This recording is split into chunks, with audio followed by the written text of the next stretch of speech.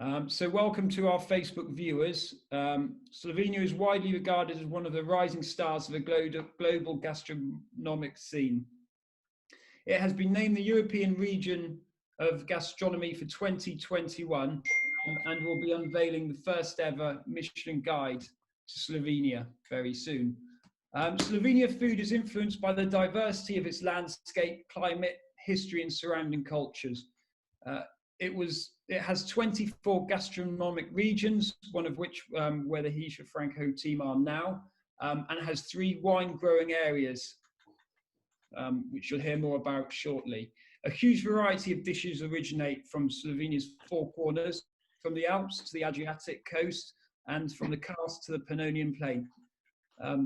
Of its many excellent restaurants, Anna Roche and Hisza Franco are perhaps Slovenia's most famous. Anna has been named the best female chef in the world in 2017, and Hisza Franco was listed as one of the 40 best restaurants in the world last year. So with that in mind, I'll pass you over to Anna, who will tell you a little bit more about Hisza Franco and how they're helping the community during these unique times. So we have Natasha, Walter and Anna. So Natasha, if you'd like to talk a little bit about what you do at Hisza Franco and the breads and grains from Slovenia and where you see the Slovenian direction of food going and baking in particular. Hello to everyone. Hi. I'm Natasha Đurić. I'm the head baker of Hisza Franco, and I've been working here for almost 2 years now. And Chef Anna and Walter gave me this very responsible job to make the best bread possible for the menu, and I took this task as a challenge. And because I know what Anna and Walter philosophy is, it's mostly how to get the best flavor possible with ingredients that surround us and that we can work with. And of course, like, the bread is a super important part of Slovenian gastronomy. It's always a centerpiece of the table. It's always something that welcomes people to our homes. And so in my work, I also try to follow Anna's philosophy, which is, as I mentioned, to bring flavors to the table. And for me as a baker, I think about a lot how to do that. And we know that lately worldwide, not only in Slovenia, but everywhere else, like, sourdough has been given an important notice, like about nutrition value, and most importantly about the dimension of the flavor. And it's sourdough is something, it's my big inspiration, because it's in one way is technically challenging how to make the best sourdough bread, and on the other hand, how to work with different flavors. So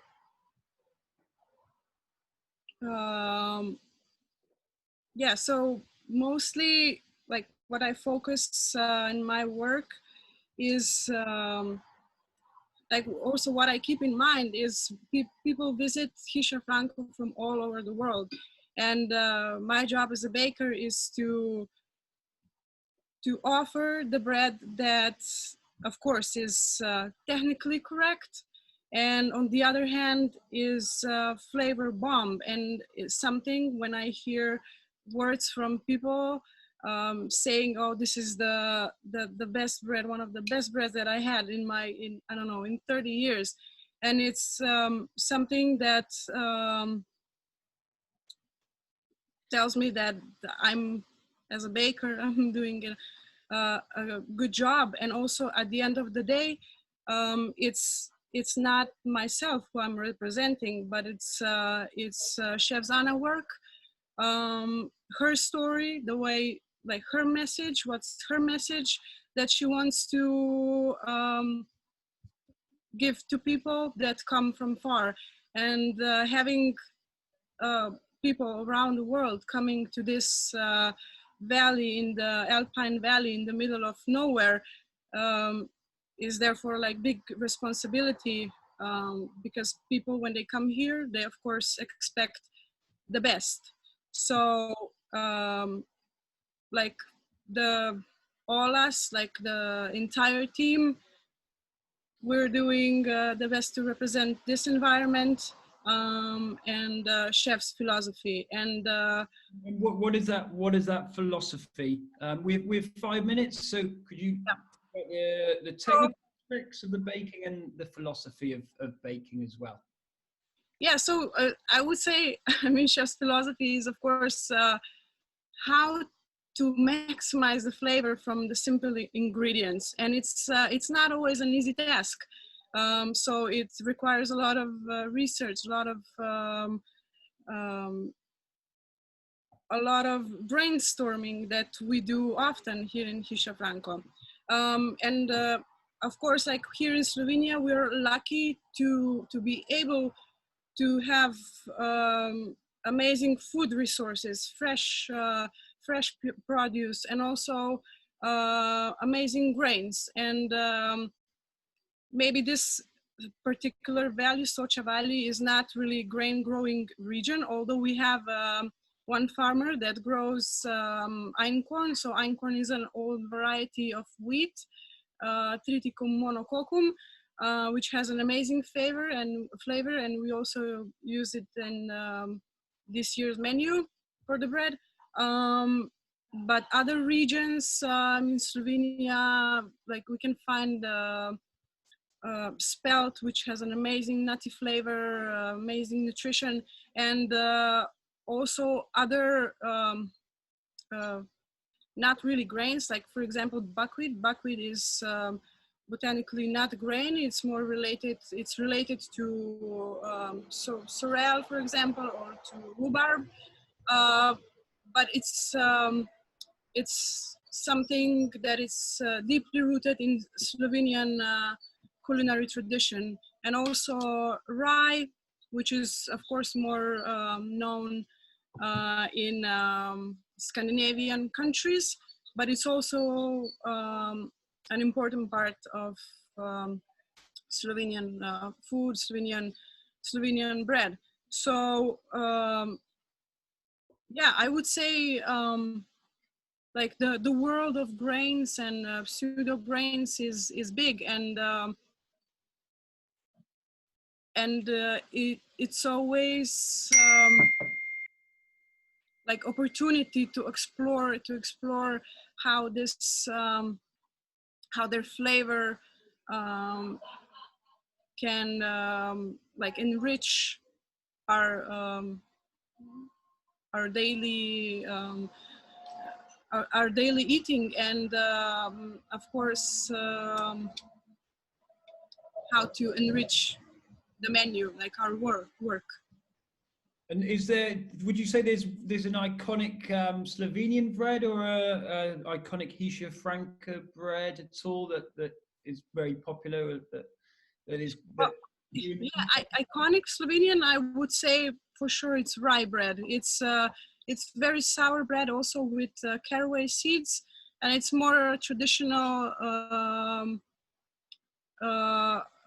for the northern part of Slovenia.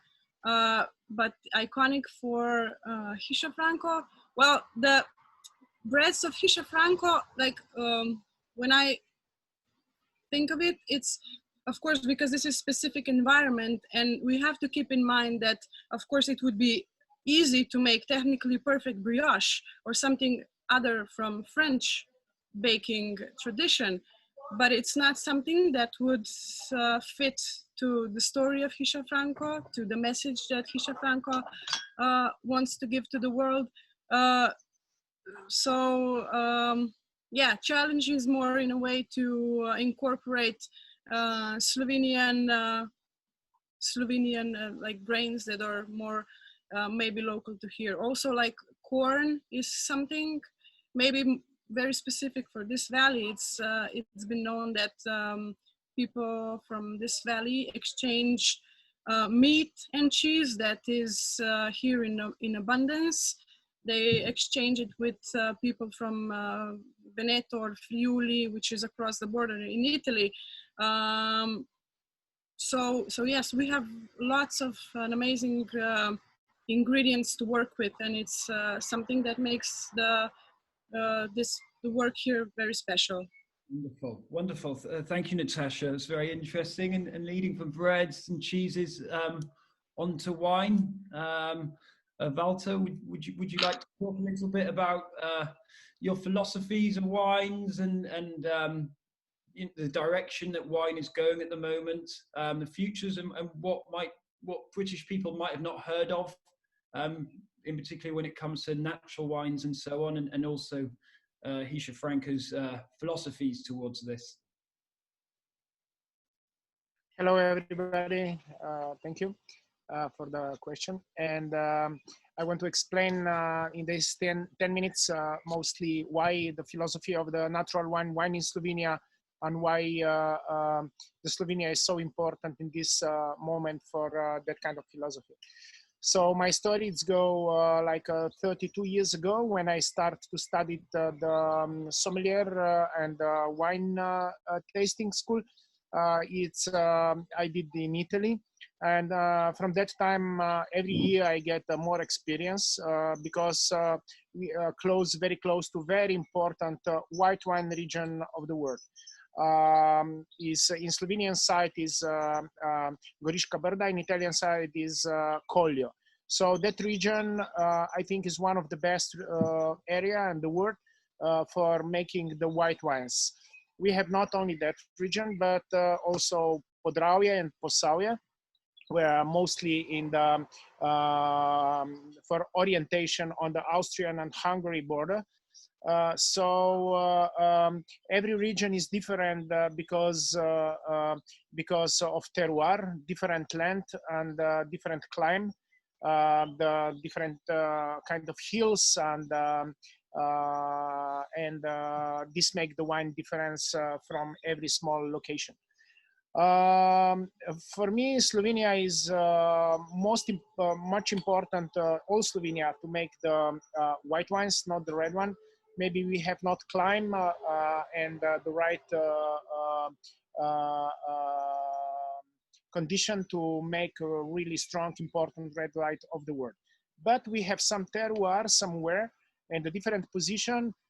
They are in Vipava Valley, they are in Goriška Brda, in Kras region, and also in Koper side for the red wines, but really particularly limestone and position where the vineyards are turned to the sun area, and they get really, the grape get really mature to make the really powerful red wine, which can compare with the best wine of the world. The percentually of the white and red of the quality, I think, is 80-20 in Slovenia. We produce 100 million liters of wine in Slovenia, and the medium consume for the person in Slovenia, how we are 2 million, is 40 liters per person during the year. But you know, somebody drink 200, somebody drink only 10. No? But we are really wine drinker in Slovenia, also because the Slovenia is small, and mostly of the Slovenian families, they have in the wine region the friends or the parents, and they get directly wine from the producers.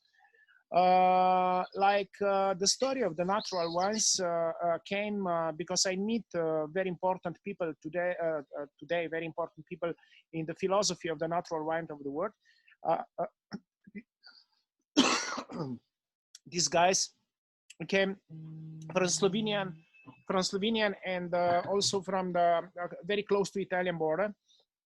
The guys was Joško Grauner, Stanko Radikon, Walter Mlečnik, Batic. I have always repeat these names, but they was very important to produce the really original grape with not use chemical poison chemical products, and they try to do from that grape the best possible wine with the spontaneous fermentation and no filter. For the white wines in Slovenia is very important. Also, many producers, they use the 20 or maybe somebody also 100% of the production. They use for the white wine skin contact. This means the maceration. Skin contact is important to keep wine without too much sulfite. They keep them safe for a longer time, because in the skin, the grape take a lot of tanninium, even if it's white wine.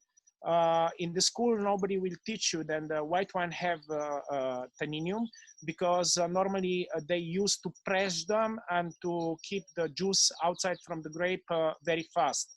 And the wines then get with the control temperature, they use the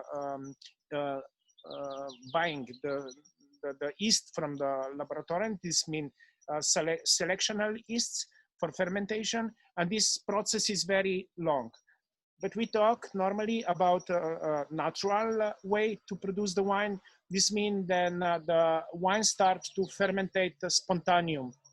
You have to create in your wine cellar enough the beautiful atmosphere of the yeasts already around, completely around all the cellar. And then the juice, when you bring the juice into the big open barrels, the juice start to fermentate because the yeasts are already everywhere. And this is the longer process, but the skin also stay together with the wine and take the aroma. So I can show you one of this kind of wine. This is a very classical Malvasia from Nova Gorica. Is a beautiful story of old vineyards that was abandoned, and a group of the people take care of these abandoned vineyards. Abandoned vineyards, that is mean that nobody take really a lot of to take care of the vineyards, and they was never use the poison, so never use the chemical products to produce the grape. This is the typical color of the white skin contact no filtered wine. In Hiša Franko, this is from Podravje region, is a petnite. This is a white cuvée, and is a little is also skin contact, but is sparkling wine. Not 100% sparkling, but really nice, beautiful, fresh, light white wine for the summertime, awesome aperitif. So I showed these bottles because I want to show you the color of this kind of wine. They looks like oxidated or very old, but they are not. This one is 2018, and is the color is only because it's the very mature grape stay together with the skin. The juice stay together with the skin and start to fermentate together and take out the color. So we talk about no sulfite use. The guys, they use really, the classical using of sulfite is over the 150 milligrams per liter, but here we talk about 15 to 20 milligrams per liter. So really natural. And the natural philosophy to Hiša Franko came because these guys also came to eat here, and they bring me already 25 years ago many bottles to taste. And I was all the time I was visit them, and I try to understand this philosophy. Why? Because no sommelier school was teaching that time of the spontaneous fermentation and of the no filtered wine and biodynamic. That time was not really many biodynamic and organic vineyards. Then I start to buy many of this kind of wine, and I was in love to that story and to that philosophy. I said, okay, let's go every year to use more and more and more from all the Slovenian region, only to buy the natural wines. Also because the philosophy of the kitchen of Hiša Franko was always to use the local and natural and clean products with the original taste. So these wines, they have all of them, they have really original taste of the grape, of the landscape, and also of the terroir. So compare with the food and the wine, it was a beautiful balance. Also the Anna's kitchen with many flavors, many different herbs and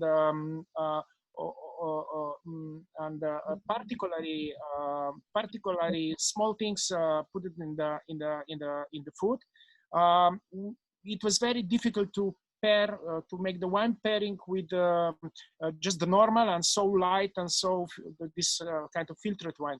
And I start to use mostly macerated and spontaneous fermentation, because I found the taste food, Anna's food, and this kind of wine was really beautiful balance, and the people like it. It was a big problem in the restaurant years ago to teach, because we have to teach every guest to drink that kind of wine, but we did. So today we have in the proposed, we need to have international, also the Slovenian conventional wines. They are very good, I can say, but is for us, because we used to drink them natural. Yeah, not the wine for every day. Every time we opened also very good conventional wine. And we also propose this conventional wine in the cellar, because we need to have the big spectrum of wine in the cellar. And we need to propose also the different wine which we use normally, because not everybody use. We're going to run out of time. We have to move on because we have many questions afterwards as well. Yeah. The final question before the journalists, what wine will you be celebrating?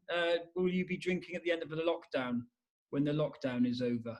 Which wine are you gonna celebrate with at the end of the lockdown? Skin Vinum Bush. Yeah. I like. I work with this guy from 35 years maybe. Walter Mlečnik. This is classical Tokaj. That one is 2013, but I have also the 1990, so 1990, and maybe we will open that bottle for opening the restaurant again. I know all the story of Walter Mlečnik. It's amazing. This you can find also in England, and they will have to come and taste it at your restaurant, right? This will be the best. Okay. Because we have a lot of English guests, and they are really happy of proposed, and they're really happy and surprised of the quality of Slovenian wines. Excellent. Really. Yep. So hopefully there will be more British guests very soon as well. Thank you very much, Walter. And finally, so if anybody has any questions, sorry, just quickly, what was the name of that wine again? Could you repeat the wine? The name of the last wine is the new name for the Tokaj in Slovenia is Sauvignon, because Tokaj we cannot use. The grape is Furlanski Tokaj in original, but now we call them Sauvignon, and is Walter Mlečnik from Vipava Valley. Okay. Perhaps if it's possible, at some point you could type it into the chat at the end in the sidebar. There's been 2 questions, but for now, thank you very much. And yeah, Anna, would you like to talk more about your philosophy on food and of course the importance of nature when it comes to food, and where you would like to see the direction of food in the future? So hello everyone, my name is Anna. I'm a chef of Hisha Franco, one of the most beautiful places you can imagine to have a restaurant. Just look what you can see on the back, and we cannot turn the camera around, but there is just like people cutting grass on our left, and it smells of fresh herbs in the air. It's really amazing. So I don't know if I really have to introduce myself. How much do you know the story? I'm a 100% self-taught chef. I started cooking very late. I was 30 years old and had a degree, the diploma in international science and diplomacy. When I met Walter, fell in love, and then abandoned somehow my career for remaining with him, basically. And so there was this house, Walter's parents were running it. There were also a kind of bad times in that time, because you know, this part of Europe has not been yet a touristic destination, and there was no food chain build up, so no suppliers coming to the house. So I think the beginnings have been pretty tough, especially because, well, I never trained to be a chef, and later on I never stashed either. So it was a kind of a life experiment about everything. Well, I had in my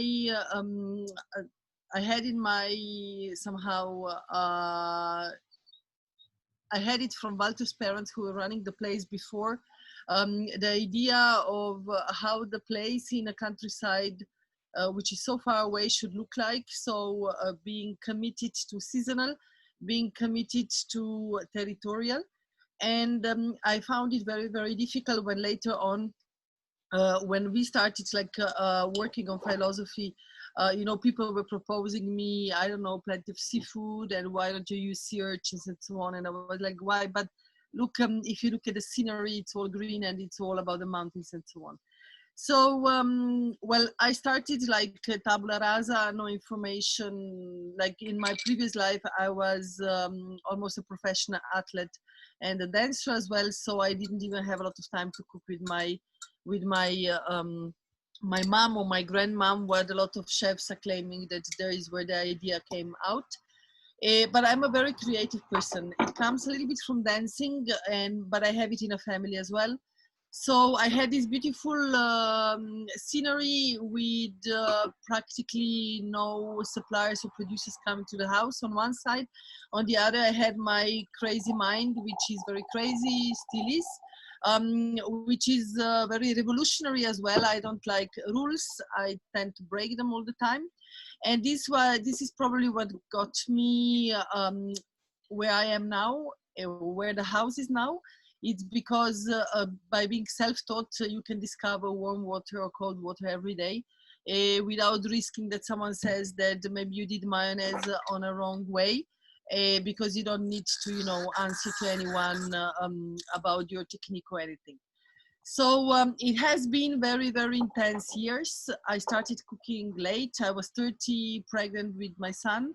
But I, like, as I took a challenge, I took it seriously. And first of all, what Walter and me, we did it very seriously. We started building up the chain of producers around us. That wasn't such an easy task, because you must know we live in a mountain area where people are a little bit under ambitious regarding A, money, B, the self-confidence about, you know, the quality of their product. And especially nobody had really papers, you know, for to work with a restaurant, vet controls and so on. So we started like knocking on the doors of locals, asking them to share the products with us. And slowly, in all those years, I think it's 15 plus now, we actually built up a food chain of more than 100 producers in it. I'm not talking without wine producers, it's really a lot. Today I can claim that Hisza Franco is one of the places on the planet, one of the few that is really regional and seasonal, and you know, the best chefs of the world, I'm very connected to them. A lot of them are my personal friends, but I know how extreme we are in that choice, which is not easy because it requires a lot of creativity, it requires a lot of elasticity. So I would say that if you are on the top of a mountain and you look around you, you can actually spot most of the places where we source from. So there is incredible rivers where we source the fresh fresh river fish. There is the sea that we can see from our mountains. We are bare 50 kilometers air distance from the Gulf of Trieste, from the Mediterranean. And we have a very small community of fishermen over there where we work, with whom we work with. We are having, of course, the meadows, the forest. We are having the dairy production. We are having a lot of game. We are having amazing cattle, which is mostly for milking. But of course, we are used to eat a kind of an old cow. So meaning that the meat is local, but the cattle was first for milking and then for the meat only.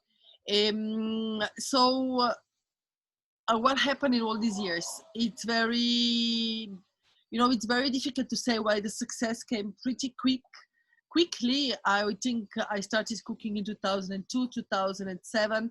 I was a part of the first big food conference in Toulouse in southern France, which was funny enough a gathering like future stars of the world gastronomy, and like the biggest names were there, like Mauro Colagreco and Alex Atala and so on.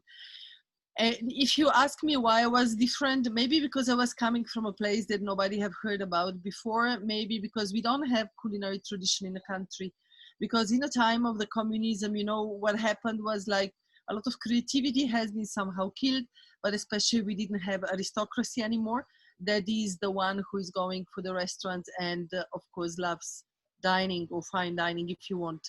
And then especially because I was a woman and I was probably one of the first who got a spot on a world scene. So in 2012, I was the first female chef to attend Cook It Raw, so international gathering of the best world chefs, which was focused on environment. And then a lot of other things started happening with, of course, escalation with 2016, and where Hisza Franco has been featured in the second season of the Chef's Table with Netflix. And that's like kind of brought, I would say, not only Hisza Franco, but the whole region, the whole Slovenia, to the world map of gastronomy. We had a collapse of reservation system, of internet, of everything. Finally, people understood where this beautiful green country is and how amazing, because we do a lot of attention to the nature over there and how beautiful food can be, the food that comes from that beautiful place. And then it followed by 2017. I was named best female chef in the world by 50 Best.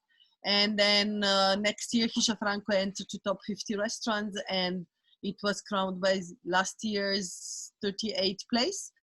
If you ask me, you know, I hear insinuations like, oh, it's all about marketing. No, it's not about marketing, guys.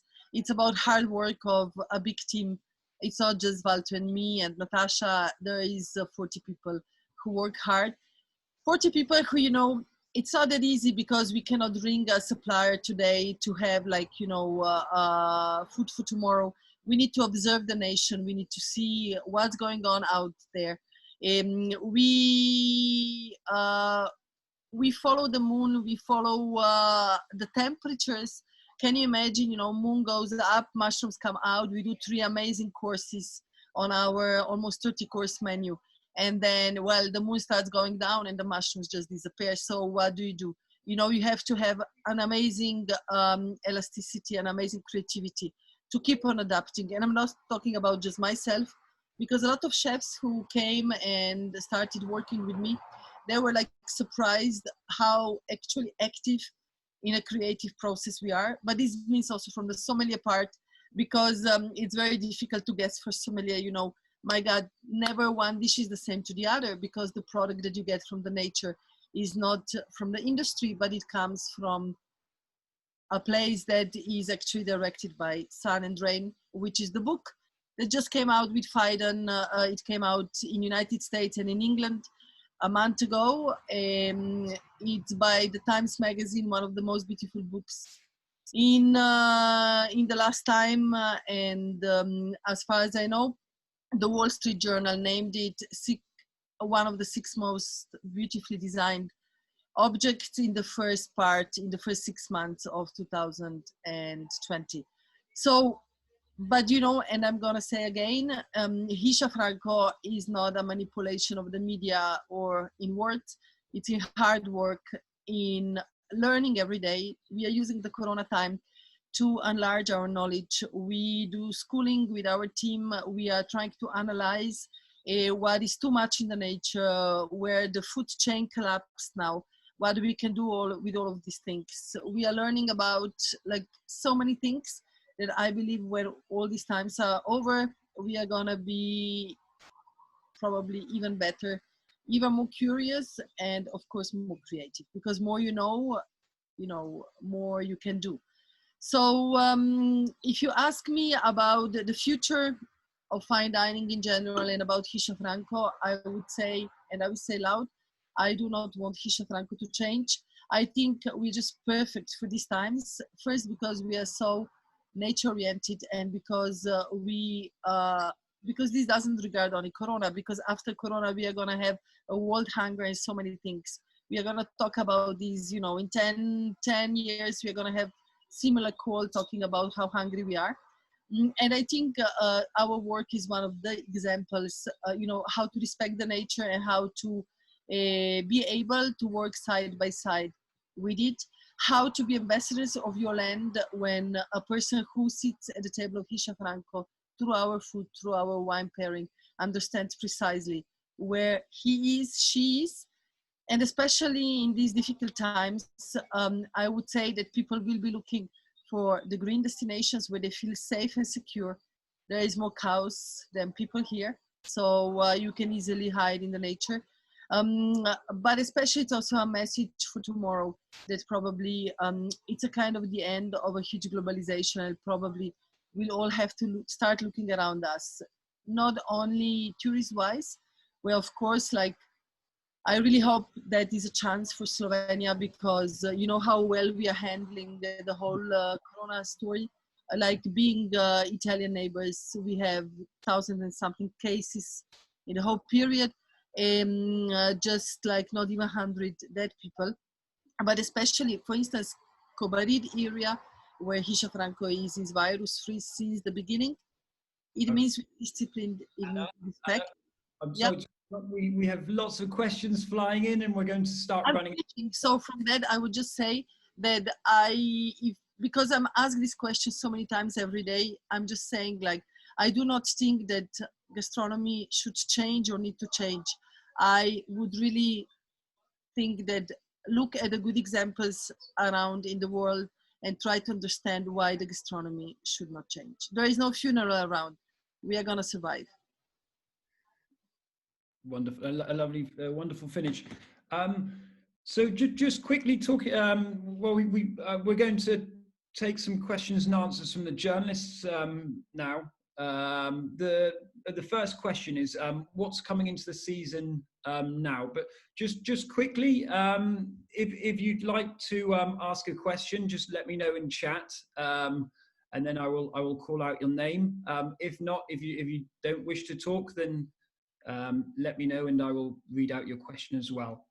So firstly, we have a question for Anna from Sudi, and what's coming in. Well, actually, I'll start before that with a quick question from Facebook, and then we'll go on to the journalist. Someone was asking about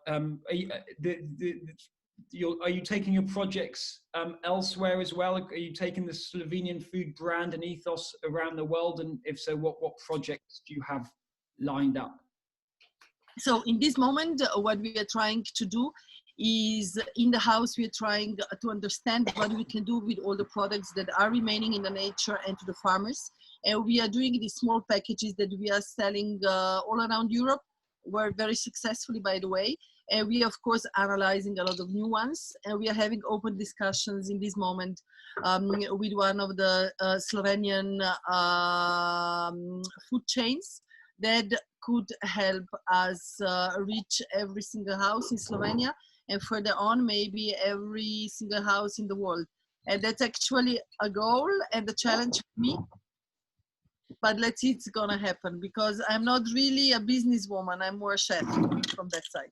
And any projects in Europe? Someone mentioned you might be doing something in Spain or anything like that. Well, they mentioned Spain because we just did a pop-up in Madrid in the month of November. We moved the whole Hisha Franco for 3 weeks in Madrid, where we lived and worked, but it was a pop-up restaurant. No, I believe Hisha Franco is going to stay exactly where it is, in between these mountains, and going to rock the world with this scenery.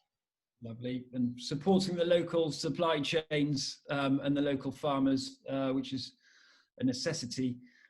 So this is for Anna and Natasha. What's coming up what's coming into the season now for you guys? You go first. Yeah, well, the season, I mean, the nature here now is really is perfect. I'm missing out the foraging today. Well, the rest of the team has gone to the mountains to pick up pine cones. But besides that, elderflower is blooming. We have acacia flowers, and everything smells so wonderful. And yes, we have lots of greens, like wild asparagus, and then Ruscus, holly, yeah. and asparagus de bois, which is a very rare wild asparagus. We are having wild hops. We are having nettles, plenty of them. We are picking the buds and little leaves and make so many different things with them. Yeah, ramson flowers. Yeah. So lots of foraging. Yeah. It's a good time for foraging. And it's a good time for lambs and goat kids. They are now in somehow season.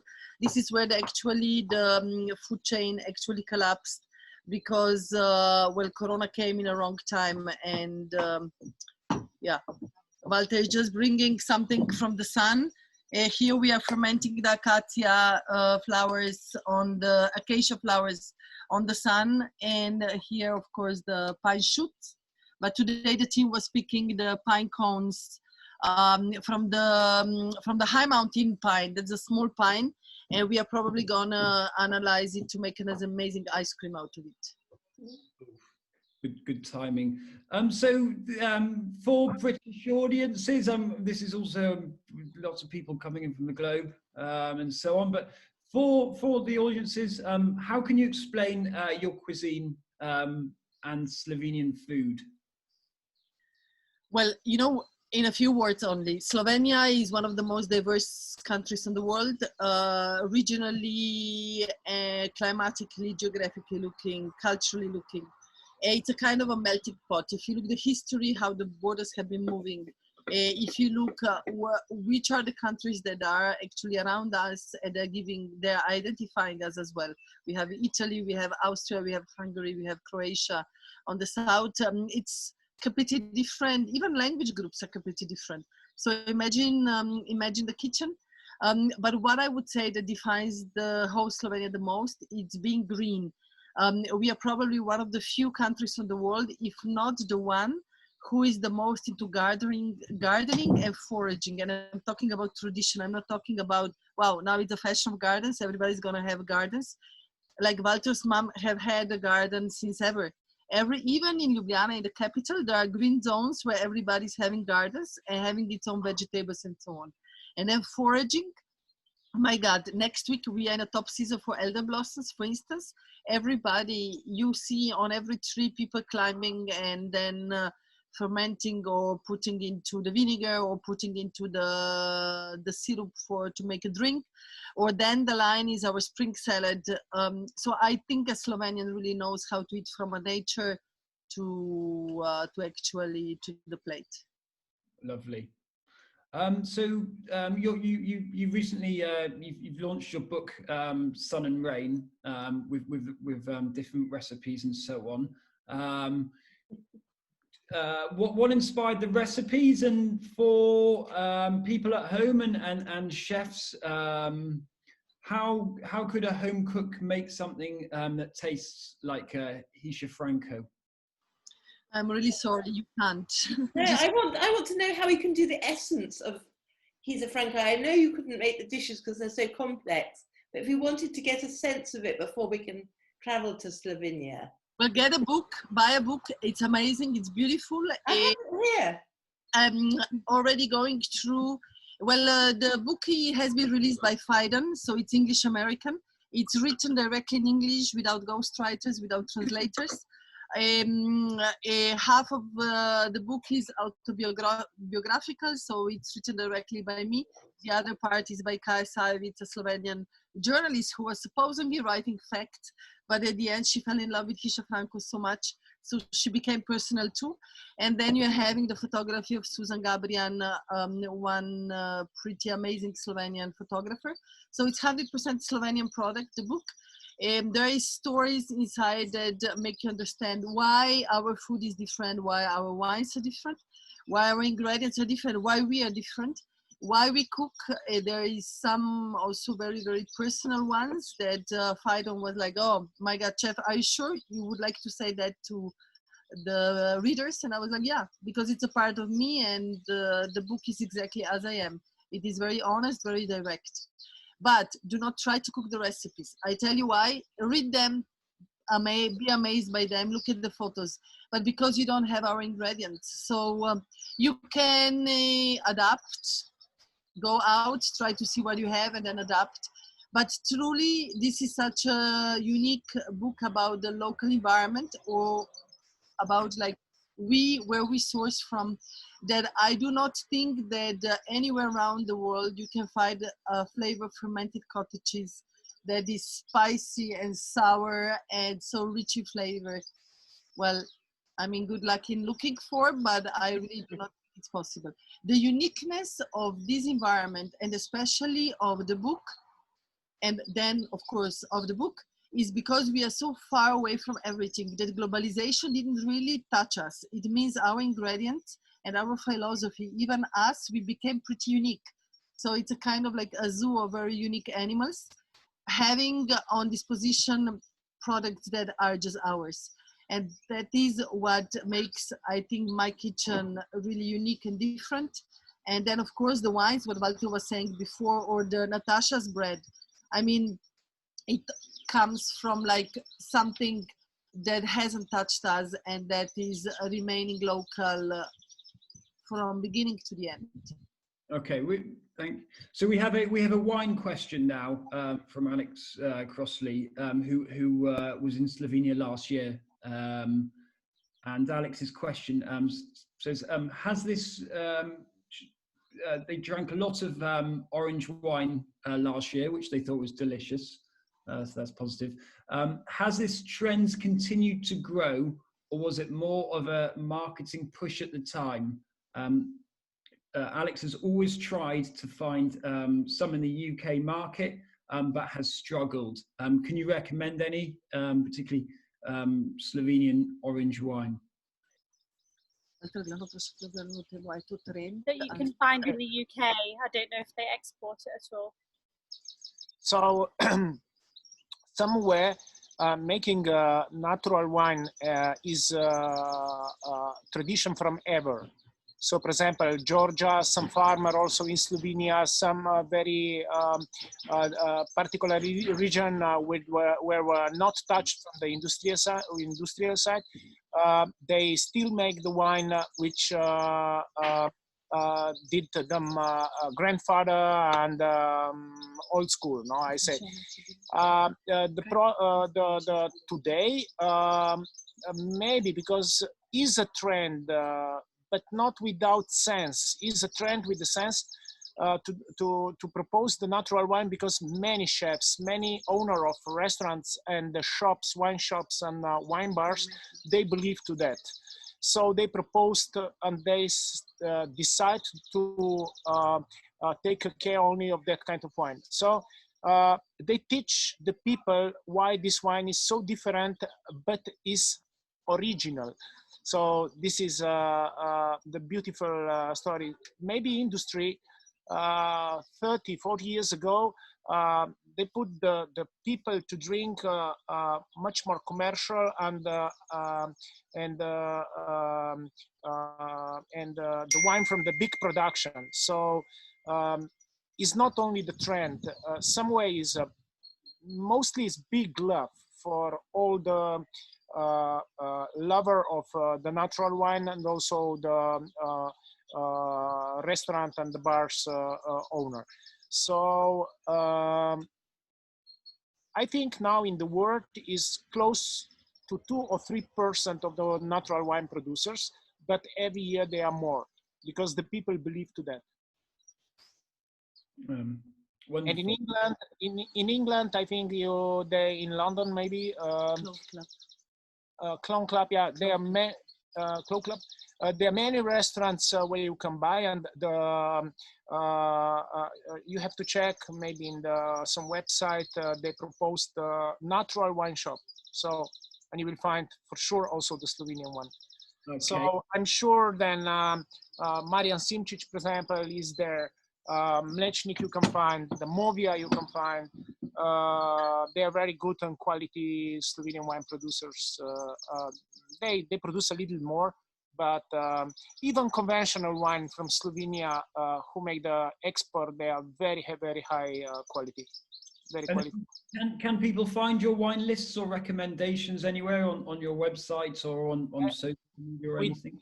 We did now the web store. So if you go to web wine hishafranco.com, now is the in the menu you go down and you find all the proposed, I think, of our best selection of Slovenian natural wines, and you can order them also. Okay. And there you can find the names also the labels which we proposed. Wonderful. So we have a question from Facebook. Well, we'll start with quickly from Claire. Actually, what are the most common misconceptions about Slovenian cuisine? Natasha, is there any breads or anything that people think Slovenian bread is like this, but really it's like that? Well, I would say maybe not only Slovenia, but like lately concerning sourdough is that maybe sourdough tasted sour, like to that point that it's maybe not edible. So I would say this is still one of the stereotypes that sourdough bread baking is facing. So yeah, I believe this is not true. So also like my job as a baker is also to, also as Walter said, like to educate. We educate our guests with an amazing product. We try to explain them what is the philosophy, what is the knowledge behind, what is the purpose behind fermentation. So I would say yes, sourdough bread doesn't have to be sour. So yeah, I would say this is one of the misconception concerning sourdough breads, but in general, breads, no, I wouldn't think of.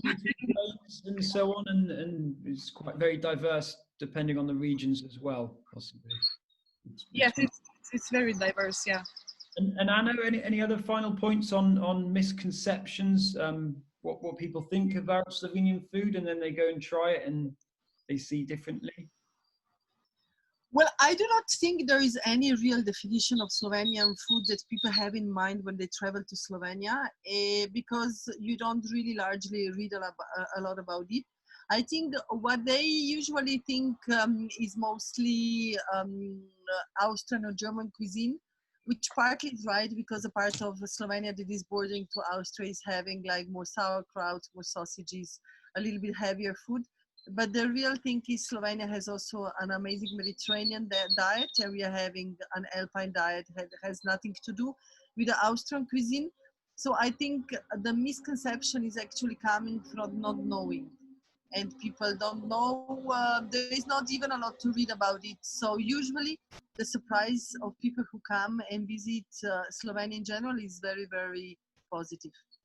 Okay, wonderful. So how large is your team? How large is the team at the restaurant at the moment? Oh my God, Corona time or before or after Corona time? I'm joking. On a whole throughout. So usually, so I'll tell you like that. Usually we operate on a number something around 40. It's between, of course, the kitchen and the dining room and the office and reception, and then of course the cleaning. Around 40 to 45 or down to 38. It really depends on the period, but I would say those are the numbers. Okay, and what is your flagship, the most popular wine and the most popular dish, or is it always different throughout the seasons? Is there one season where one dish is always the big hit, and Maybe we first say, let's say to Walter about the flagship for the Slovenia for the wine.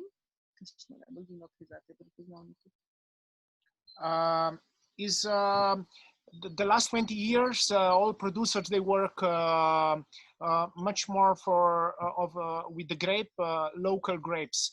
So the local grapes are maybe the most popular is Malvasia, and then is Rebula in the Steiermark region, Steierska region, Podravje.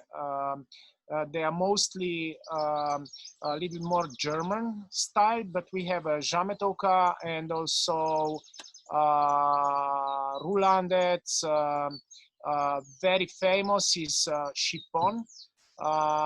Šipon, we create, I think, the grape in Slovenia many years ago. Šipon can be Furmint, is also the part of Hungarian and also a little of Austrian side.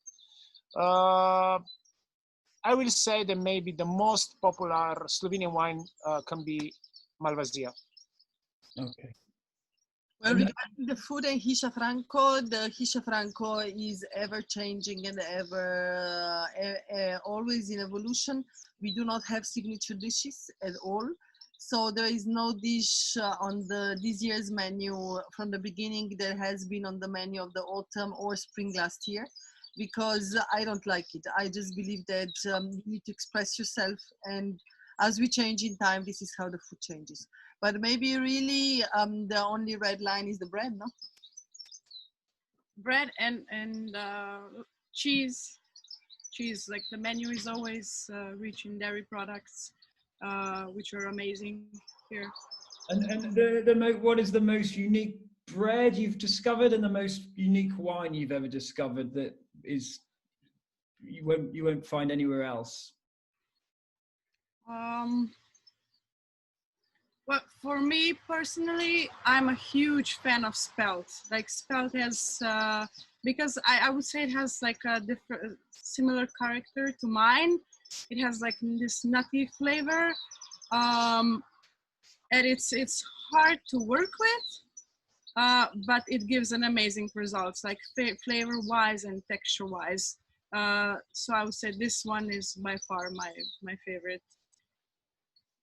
And any unique wines that are different and you've never experienced before, Walter, from any local producers or anything?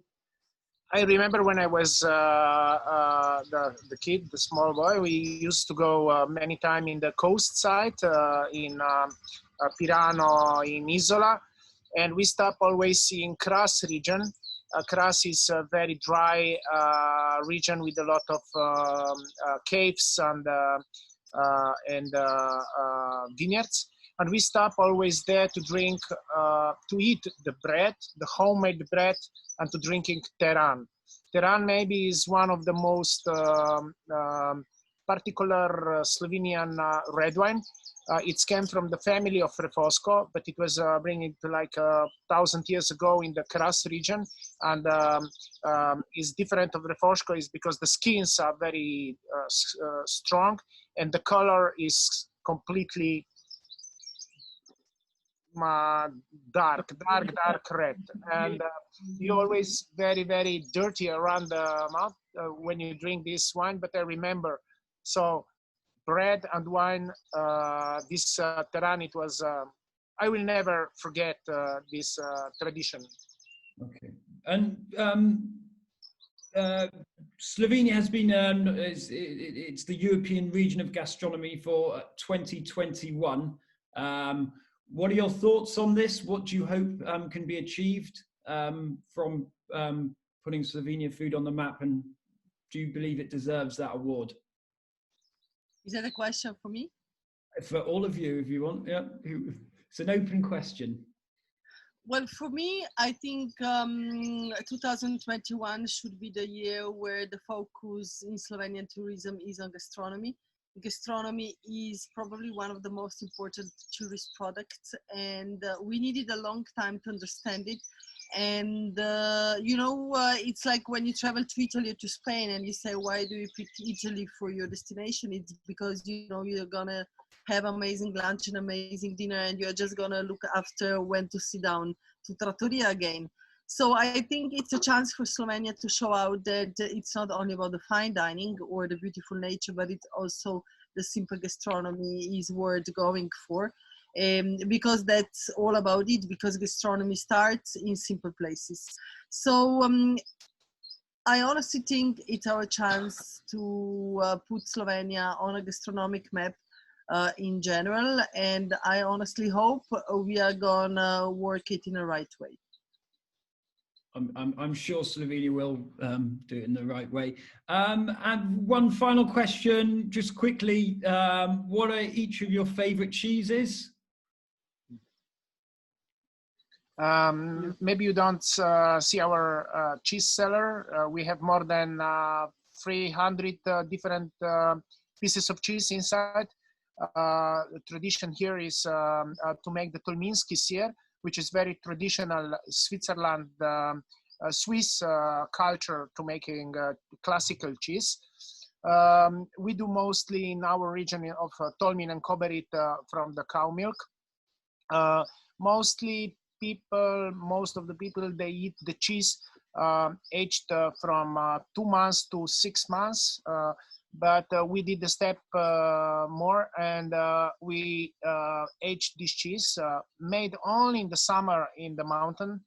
So is mountain milk and also the traditional mountain making, producing the cheese. And we aged this cheese close to 5 years. So from we proposed never the young one, but from 1 year to 4 years. The oldest we have in the cellar is 5 years. And then, but we have around like in Bovec area or Kras area, we do a lot of cheese also from the sheep milk, and is not rare from the goat. And so what is that cheese name? Here is our cheese here in our region from that mountain behind. What is your favorite cheese? We'll go 1, 2, 3, and then we have to come to. Yeah, the favorite. Not because I'm in love to our cheeses here in the region, but Tolminski syr, full fat, aged 3.5, 4 years is something the best what you can find. And Anna, what is your favorite cheese? I'm a big cheese lover. I cannot eat, maybe you can take me meat away and a lot of chocolates away and desserts away, but I'll always have cheese. I think it depends on a part of a day. I like starting like a day biting some young cheese, but I honestly am addicted to raw milk cheeses. So Tolminci is one of them because there is all quality of the nature in them. But then to finish the evening with some super spicy aged cheese with maybe a glass of red wine is just an amazing end of the day. So give me cheeses the whole day. I just pick one for every moment. So you don't have one. You don't have one cheese. No, there are many. All cheeses welcome. You have to go to a desert island. If you had to go to a desert island and take one. And I'm, you know, I'm a little bit In French, you say gâté. I'm a little bit spoiled about that. So if you convince me something else, I take a challenge. Okay, not cheddar, no. Well, even cheddar can be good. Why not? Yeah, it's very there's some good cheddar. But so your desert island cheese, you do not have an answer. No, I don't have an answer. Okay, and finally, Natasha, then. Well, I'm a huge fan of sheep cheese. There's lots of them here in the area, in the Bovets area. But also, if I had to pick one dairy product, it would also be kaymak. Kaymak is more typical of Balkan region, Middle East region, but it's one of my favorites. It's like clotted cream, like also fermented. It's super nice. So fermented. Salted, yes. So hungry in the UK. It's our lunchtime here, so I think on that note, maybe. You're already drinking wine, so we miss the cheese. I don't know. Well, it's our weekend. Our weekend kicks off in the UK today, so yeah, we'll have some cheese and wine maybe at 5 o'clock to celebrate. Maybe a bit earlier. We'll see. It's easier working from home and being able to drink wine. Wonderful. So thank you so much. That was brilliant. Some very insightful things. If anybody has any further questions, please follow Isha Franco on online on their social media handles, and please use the hashtags as well to follow Slovenia. Any questions? I feel Slovenia, and we'll do our best to answer any food and drink related questions. You can also visit the Isha Franco website, which we will provide on the Facebook link, and so on. Anna has launched a book recently, so please have a look, and yeah, it's also available online. Is there anything else that people can get from your website at this point if they want a small taste of Isha Franco? Yeah, we opened the reservations. We start taking reservations from June 3rd. So we are hopeful and we are full of joy to say that we strongly believe that with June 3rd, when we release the reservations, we will reopen and make the world happy and start cooking and serving again. This is like a light at the end of the tunnel, and you wouldn't believe how people are happy about our decision to practically release the reservations and start believing that everything's going to be all right. And you'll have enough wine. You have enough wine stockpiled for... For the moment, we have really a lot of wine. Really a lot. Wonderful. Thank you so much. It's been a pleasure talking to you and sharing your great insights. Yeah, thank you. And all the best. Bye. Ciao. Bye. From Slovenia. People can contact you directly on the website as well. Yeah. www.hisafranco.com, and you have our email there, and for all the questions, Manza or whoever else is gonna answer. Awesome. Thank you. Bye. Bye.